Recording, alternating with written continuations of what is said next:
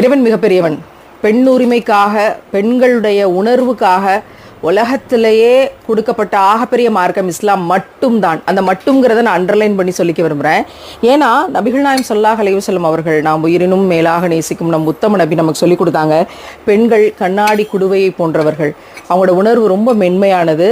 சல்லி சல்லியாக நொறுக்கிறாதீங்க, மென்மையாக கையாளுங்கன்னு படித்து சொல்லி கொடுத்தாங்க. ஆனால் இந்த கண்ணாடி அடுக்கப்பட்டிருக்கிற இந்த கண்ணாடிகளெல்லாம் பார்க்கும்போது கல்யாணத்துக்கு காத்திருக்கிற பெண்களை போலவே எனக்கு தெரியுது.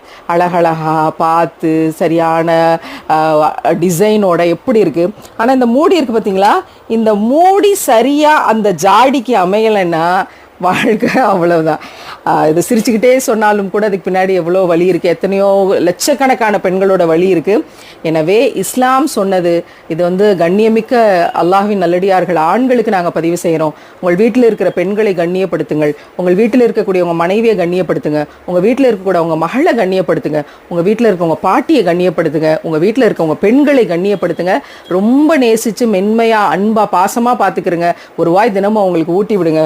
சுபஹானல்லாஹ், பெண்கள் கண்ணாடி குடுவை போல மென்மையானவர்கள்.